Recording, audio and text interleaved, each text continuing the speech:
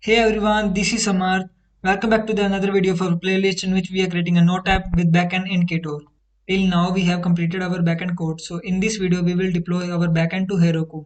We will follow the official documentation of Heroku and we will completely understand all the things. So let's get started.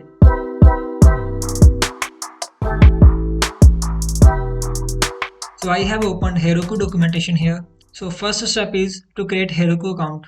So to create the account we have to go to this URL and here we will create our account.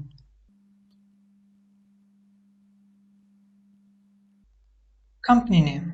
I don't have any company, so I'll not write anything. Role.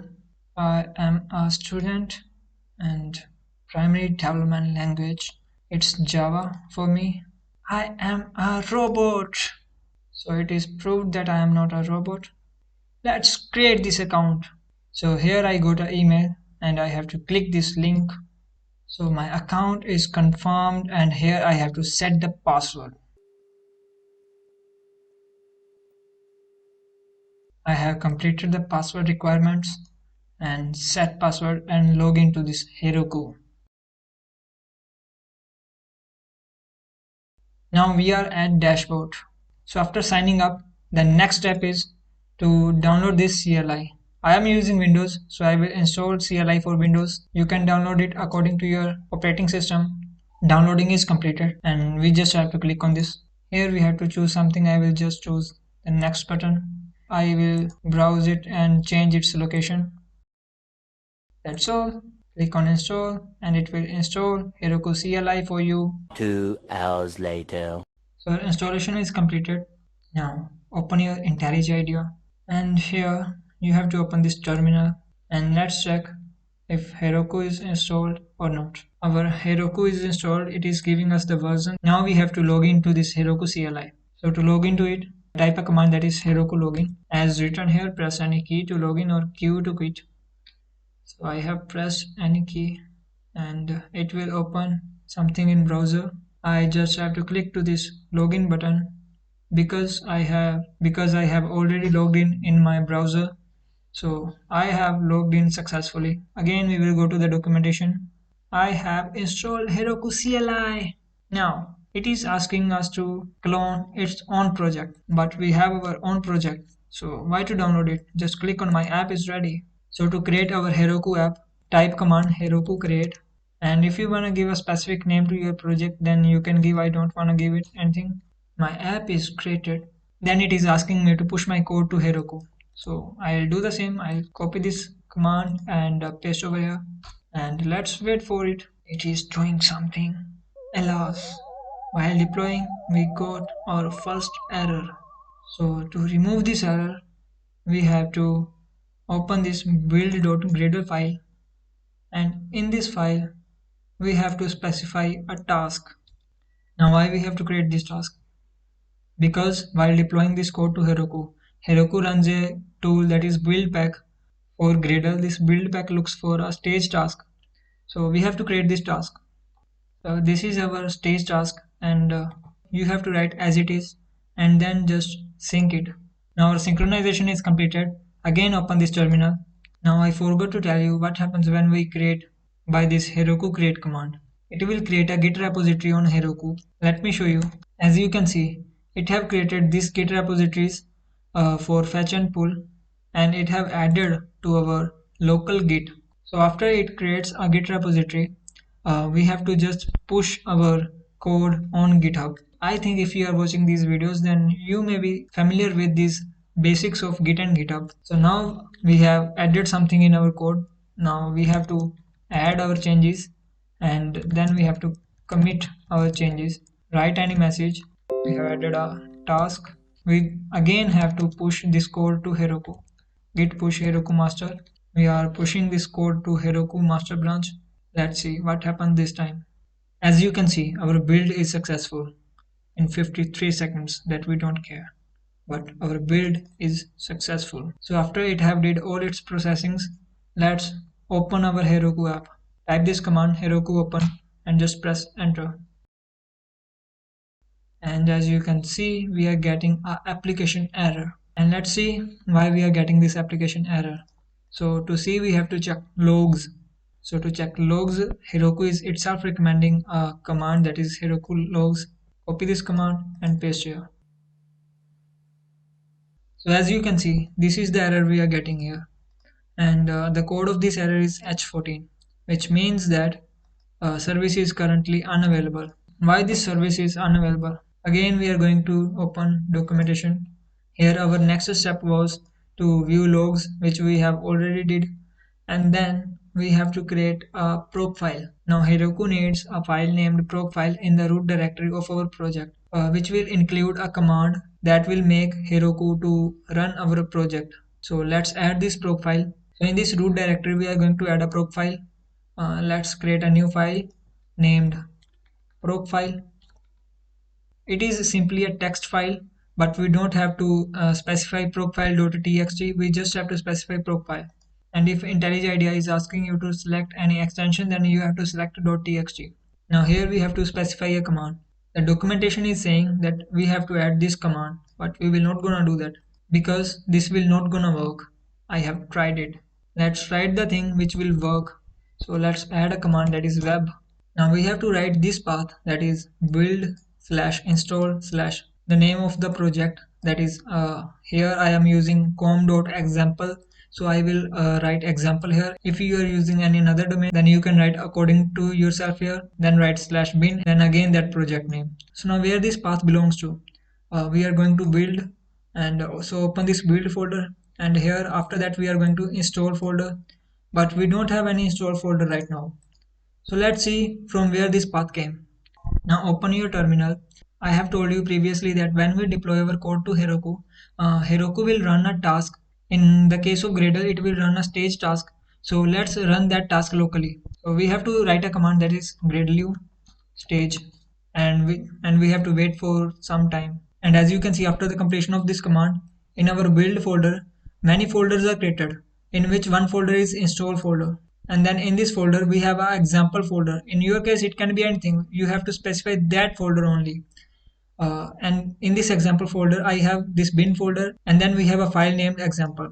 You have to specify the path according to your project. Many times we face errors because we just copy paste the things, but we don't understand the things. So we have to give this path here according to our project. And let's again push our project to Heroku. So first of all, add everything and then commit the changes.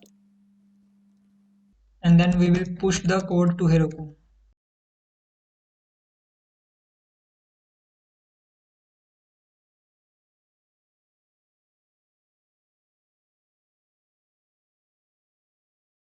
So our build is successful, and let's again open Heroku app by typing this Heroku open command. And as you can see, we are again getting error. And to check what went wrong, we have to check the logs. So my purpose to show this error is to let you know that we guys also got errors, and how we solve these errors. We just Google the things, we just check the logs, and after doing many things, we found the solutions. So let's come back to our logs. And as you can see, we are getting this error, and here the error code is S10, and this error code means that we are getting internal application error. Now there is some error in our application. Now where this error is, I have tried it many times, so I know where this error is. Let's quit this. As you can see, we are using many environment variables in our app. We haven't give any value to these environment variables on Heroku. When Heroku is building this project, it is not getting these environment variables. As you can see, we are using 4 environment variables here. So we have to give the value of these environment variables to Heroku. So let's open Heroku dashboard, and here you can see your app is created, and let's click this, and here come to this settings tab, and here click on this reveal config values. This is the place where we have to add these environment variables. So let's add these environment variables one by one. So I have added all the 5 environment variables. The 4 we were using in our local project, and the 5th one, the most important one, is the port number, because Heroku use the port number from environment variable. So after adding these environment variables, I am just going to refresh this page. So now we are again getting error. And to see why this error is, as always we have to check logs. By these logs we are not getting any point why this error is. So we have to check the logs of our project. So these are the logs of our project, and by reading these logs you will understand, and let me tell you why this error is. So open your database factory, and here you can see everything is fine, but we have to change a little bit because we are giving a JDBC URL to this Hikari configuration, but this JDBC URL is not what it should be. And also right now we don't have any Postgres database on Heroku. So first of all, let's add Postgres database to Heroku. So go to this resources tab, and here we have to add a add-on, that is Heroku Postgres. We will select the free version here, and we will submit this order, and as you can see our Heroku Postgres is added.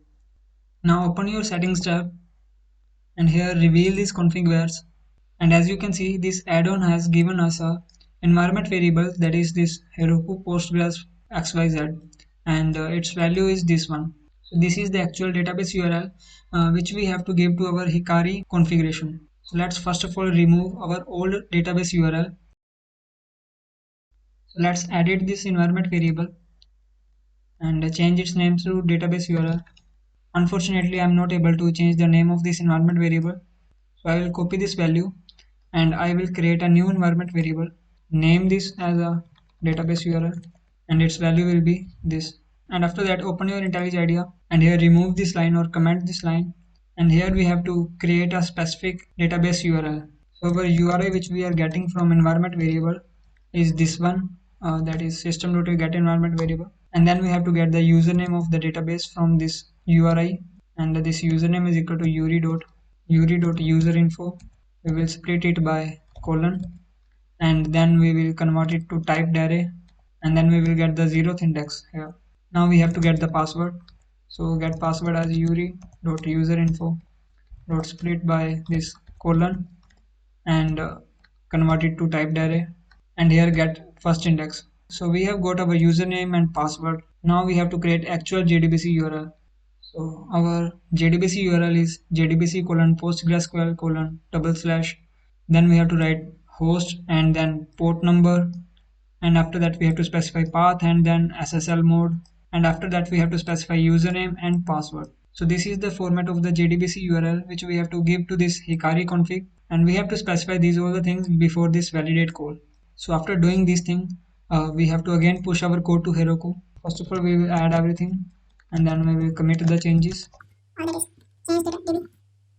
and we will push our code to Heroku. Our build is again successful, so let's again open our Heroku app. So congratulations, as you can see, we are getting hello world here. So it means our deploy is successful. Now I will test a single route in which we are accessing database. So I will register a new user. As you can see, I am creating a post request, and here I have written the URL, and here I have written the body. I will send this request, and here you can see we are getting our JWT token. So it means everything is working very fine. So that's all for this video. In this video we have deployed our code to Heroku, and we have gone through many errors, and we have understood how we can understand these errors, and how we can remove them. So that's all for this video. If you like this video, then please press the like button, and if you have any doubt, then please write in the comment section. Thank you. Have a nice day.